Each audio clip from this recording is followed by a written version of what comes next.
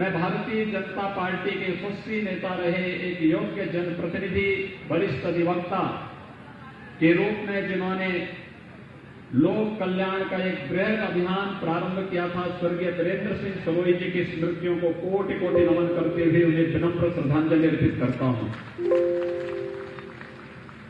हमारे लिए दुखद क्षण है कि हमने अपने एक वरिष्ठ कार्यकर्ता और नेता को खोया है।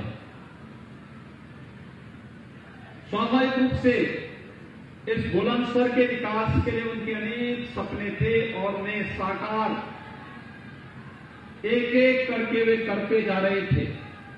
मुझे याद है जब भी मेडिकल पर यहां पर किसी समस्या या कोई भी विकास से जुड़ी हुई योजना की बात आती थी, सिरोही जी के साथ यहां के माननीय सांसद, सभी माननीय विधायकगण एकजुट होकर के बुलंदशहर की एकता का प्रतिनिधित्व करते हुए आते थे और कहते थे बुलंदशहर को ये चीज चाहिए, और सरकार पूरी मजबूती के साथ उनके कदम से कदम मिलाकर के चलती थी और विकास की योजनाएं बुलंदशहर जनपद के लिए स्वीकृत होती हुई दिखाई देती थी।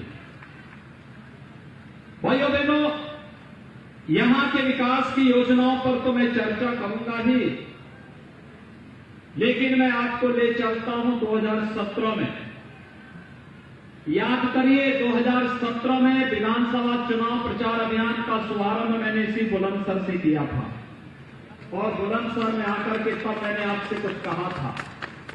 मैंने आपसे कहा था कि वीरेंद्र सिंह सिरोही जी को विधायक बनाइए, भारतीय जनता पार्टी को चुनाव जिता करके सत्ता उत्तर प्रदेश की सौंपिए, और मैं आपसे वायदा करता हूं कि पश्चिमी उत्तर प्रदेश में मां बहनों की इज्जत के साथ खिलवाड़ करने की जरूरत कोई नहीं कर पाएगा।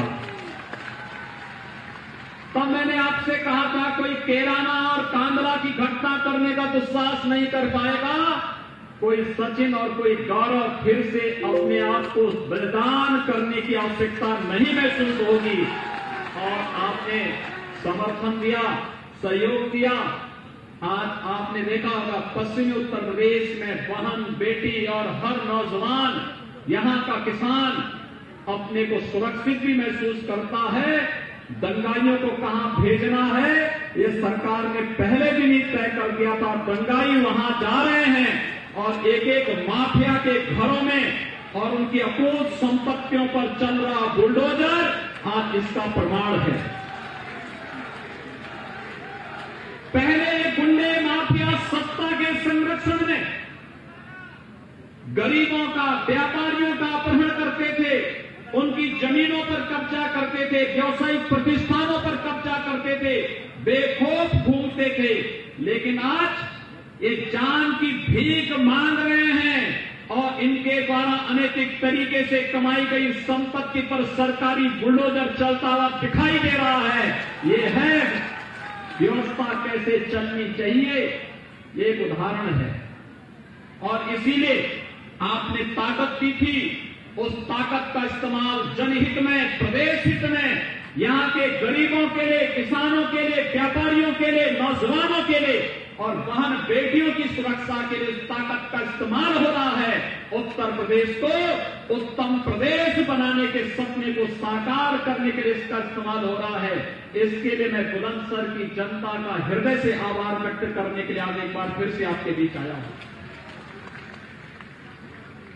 भाइयों बहनों, आज हमारे साथ उत्तर प्रदेश सरकार के कार्यक्रमों को ध्यान में रख करके चल रहे अभियान का समर्थन देने के लिए पूर्व मंत्री श्री किरण पाल सिंह जी ने भारतीय जनता पार्टी की सदस्यता ग्रहण की है। मैं उनका हृदय से स्वागत करता हूं, अभिनंदन करता हूं।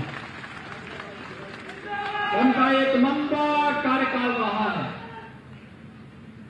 उन्होंने समाज कल्याण के लिए, लोगों के हित के लिए लगातार कार्य किया और जब उनको लगा कि वास्तव में देश के अंदर मोदी जी के नेतृत्व में और प्रदेश में भारतीय जनता पार्टी की सरकार में ही यहां के किसानों का, यहां के नौजवानों का हित है, तो उन्होंने भी आज भारतीय जनता पार्टी की प्रत्याशी श्रीमती उषा सिरोही जी के समर्थन में भारतीय जनता पार्टी की सदस्यता ग्रहण की है।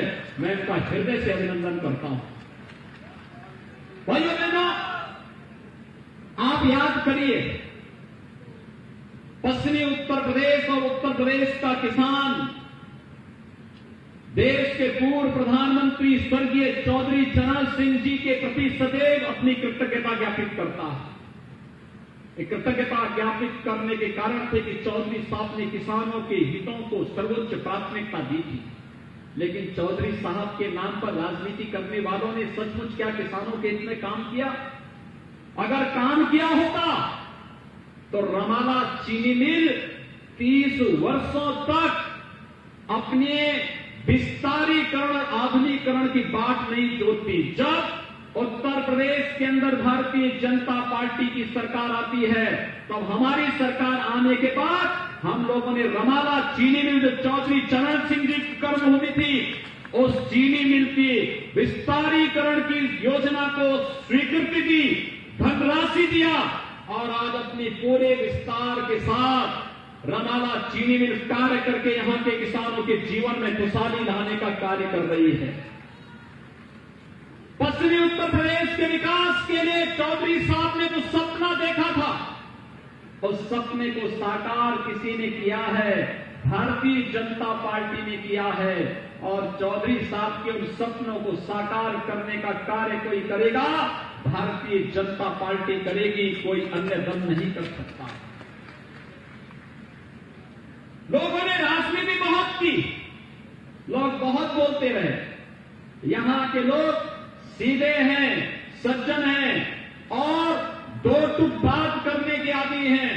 और उनकी सज्जनता का प्रमाण है अलीगढ़ में मुस्लिम विश्वविद्यालय की स्थापना के लिए राजा महेंद्र प्रताप सिंह जी ने अपनी पूरी संपत्ति दान कर दी। लेकिन राजा महेंद्र प्रताप सिंह जी के नाम पर उस विश्वविद्यालय में एक भी शिलापट नहीं था। यहां तक कि अलीगढ़ मुस्लिम विश्वविद्यालय में किसी भी प्रकार से अनुसूचित जाति, जनजाति, पिछड़ी जाति के छात्रों के लिए न तो वहां पर नौजवानों को नौकरी में और न ही वहां पर प्रवेश में ही कोई आरक्षण की सुविधा उनको दी गई। लेकिन आज मैं कह सकता हूं, भारतीय जनता पार्टी की सरकार प्रदेश में आई और महाराजा महेंद्र प्रताप सिंह जी के नाम पर एक नया विश्वविद्यालय उसी अलीगढ़ में बनाने का कार्य हमारी सरकार कर रही है। जो लोग जातिवाद की राजनीति करते हैं, इनको आईना दिखाइए और बोलिए इनको कि तुम्हारा जातिवाद यहां पश्चिमी उत्तर प्रदेश को माफियाओं के चंगुल में धकेलने के लिए, किराना और कांदला से व्यापारियों को पलायन करने के लिए और मुजफ्फरनगर में दंगों की श्रृंखला को खड़ा करके किसी सचिन और किसी गौरव को, किसी निर्दोष सचिन और गौरव को निर्दोष मरवाने के लिए तुम्हारी जातिवाद के नारे होते हैं। तुम्हारा जातिवाद नहीं चलेगा, बल्कि यहां पर भारतीय जनता पार्टी का विकास और राष्ट्रवाद का नारा चलेगा। और यही आह्वान करने के लिए आज मैं आपके बीच आया हूं। हमने विकास और राष्ट्रवाद का जो नारा आपको दिया था, भाइयों बहनों, आज उसी का परिणाम है। यहां पर एक एक गुंडा जान की भीख मांगते हुए, गले में पट्टी लटकाते हुए घूमता है कि जान कस लो, अब हम बहन बेटियों की इज्जत के साथ खिलवाड़ नहीं करेंगे। ये वही पश्चिमी उत्तर प्रदेश है जिस पश्चिमी उत्तर प्रदेश में कांवड़ यात्रा को नहीं निकलने दिया जाता था। कहा जाता था कि इससे दंगे होंगे। हमने कहा भी जब सरकार आएगी, हमने कहा कोई दंगा नहीं होगा, दंगा जो करेगा उसको हम ठीक कर देंगे। कांवड़ यात्रा भी निकलेगी और साथ साथ हम लोग हेलीकॉप्टर से पुष्प वर्षा भी करेंगे। पता नहीं किस कांवड़ यात्रा के रूप में भगवान शिव स्वयं आए हैं, पता नहीं किस रूप में आए हो। और मैं फिर आपसे कहने के लिए आया हूं, भाइयों बहनों, 2014 में देश के अंदर राजनीति की धूरी को बदलने का कार्य प्रधानमंत्री मोदी जी ने किया। उन्होंने देखा कि देश को जाति के नाम पर बांटने वाले लोग ये तमाम प्रकार के वादों में बांट करके देश को कमजोर करने का कार्य कर रहे हैं। कहां जाएगा इस देश का नागरिक अगर ये देश कमजोर हो जाएगा? कल आपने देखा होगा कांग्रेस के एक सुनामधन्य नेता, उनके पूर्व अध्यक्ष केरल में पीएफआई से जुड़े हुए लोगों से मिलने के लिए जाते हैं। ये पीएफआई क्या देश की पीसी है क्या? तो देश में दंगों की एक श्रृंखला खड़ी करना चाहती है। देश के अंदर हर भड़काऊ कार्यक्रम में लगातार जिस जो संगठन लगातार सक्रिय रूप से अपनी भूमिका का निर्वहन कर रहा है, कांग्रेस की सहानुभूति उन लोगों के प्रति है, सपा और अन्य दलों की सहानुभूति उन लोगों के प्रति है। और ये लोग जानबूझ करके इस देश के मूल समाज को कमजोर करना चाहते हैं। कहीं जातिवाद के नाम पर, कहीं क्षेत्र के नाम पर, कहीं भाषा के नाम पर, किसी अन्य वाद के आधार पर विभाजन करना चाहते हैं। लेकिन 2014 में प्रधानमंत्री मोदी जी ने तब आपको एक नारा दिया था, एक मंत्र के रूप में उन्होंने कहा था, सबका साथ और सबका विकास। सबका साथ और सबके विकास के पीछे का ध्येय भी था। उन्होंने कहा था, हमारी सरकार गांव के लिए, गरीब के लिए, किसान के लिए, नौजवान के लिए, महिलाओं के लिए और समाज के प्रत्येक तबके के लिए कार्य करेगी। आपने मोदी जी के पहले 5 साल के कार्यक्रम को देखा होगा।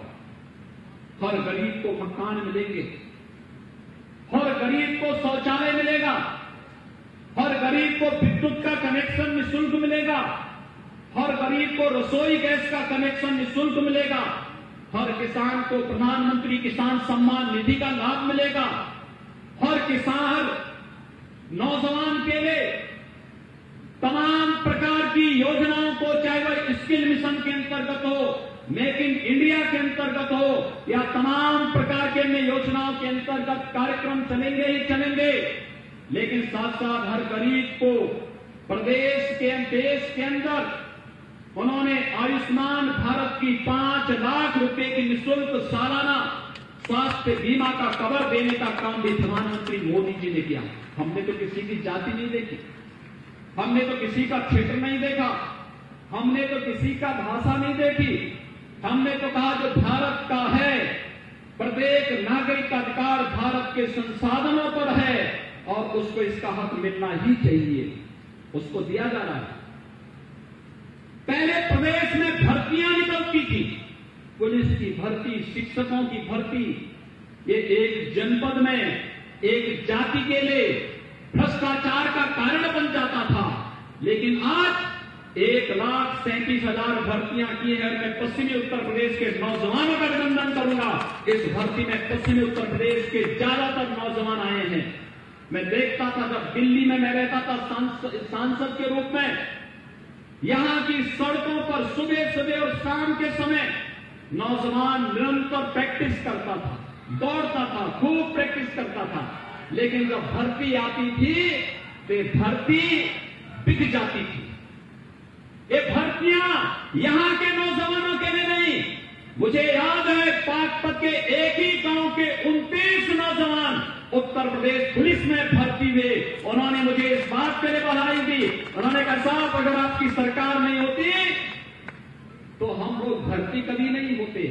मैंने कहा इसीलिए तो हम लोग आए हैं, क्योंकि उत्तर प्रदेश पूरा 24 करोड़ की उत्तर प्रदेश की जनता हमारे लिए परिवार है और इसलिए इस परिवार के साथ कोई भेदभाव न हो, इसीलिए हम लोग आए हैं और इसीलिए उत्तर प्रदेश के नौजवानों को किसी भी भर्ती में कोई भेदभाव नहीं करेगा।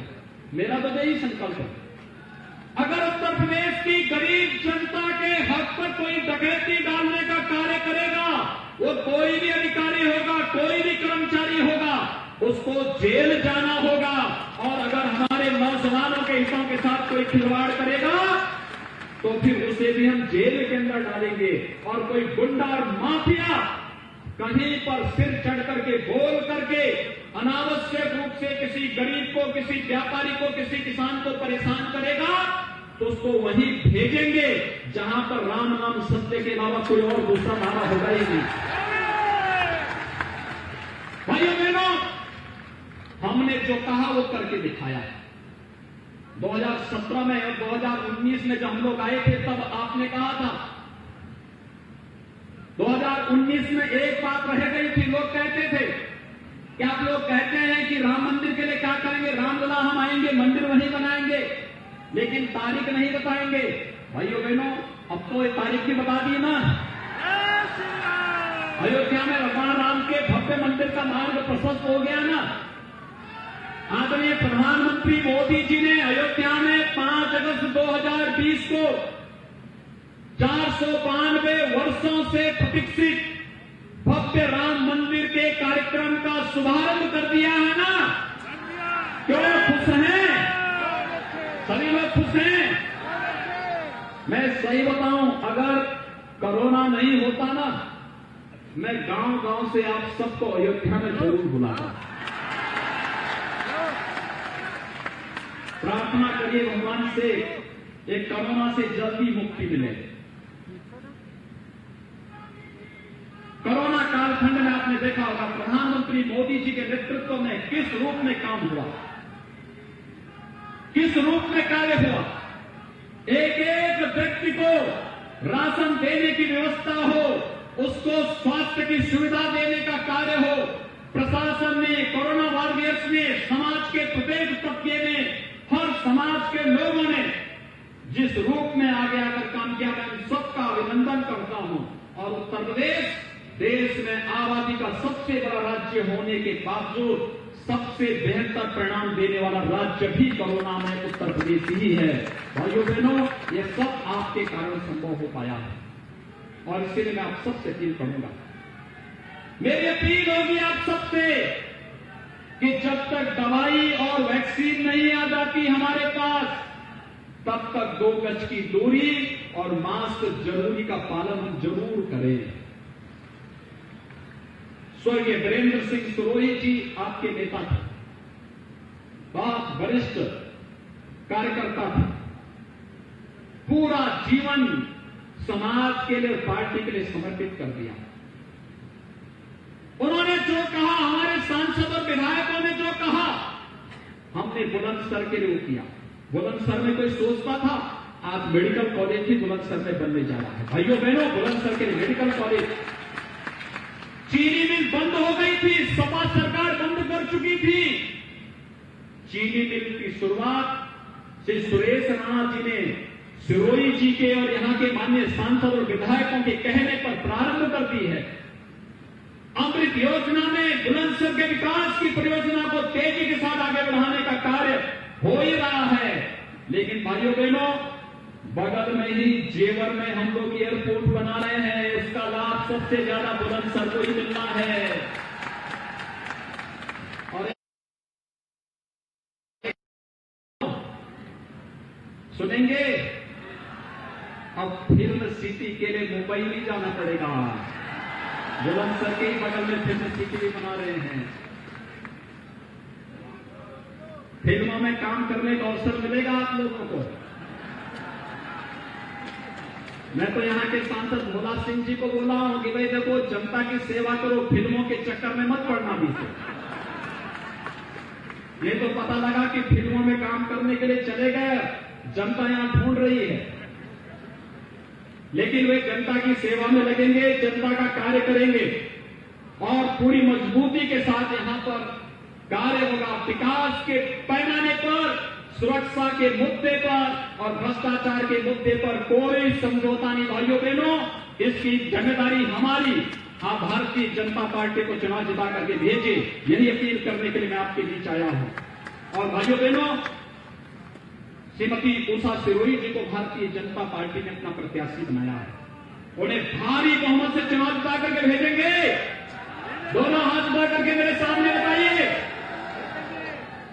देखिए, कोविड-19 के बावजूद मैंने तो कहा था कि भाई 2000 से ज्यादा लोग नहीं आएंगे। आप लोग यहां 30,000 की संख्या में आ गए। लेकिन मैं सबसे अपील करूंगा, जो 30,000 की यहां पर कार्यकर्ताओं की और जनता जनार्दन का जो स्नेह हमें यहां पर मिल रहा है, आप सबसे मेरी अपील होगी, आपके पास स्मार्टफोन होगा और आप सभी भारतीय जनता पार्टी के कार्यकर्ताओं के साथ लग करके घर घर जाकर के 2 गज की दूरी का पालन करते हुए, मास्क जरूरी है इसका पालन करते हुए 3 नवंबर को होने वाले चुनाव में श्रीमती उषा सिरोही जी को भारी बहुमत से कमल चुनाव चिन्ह के साथ चुनाव जिता करके भेजिए और विकास और सुरक्षा की गारंटी हमारे ऊपर छोड़ दीजिए। बस यही अपील करते हुए मैं वाणी को देता हूं विराम। जय जय श्री राम, जय जय श्री राम, जय जय श्री राम, जय जय श्री राम। मैं माननीय सांसद भोला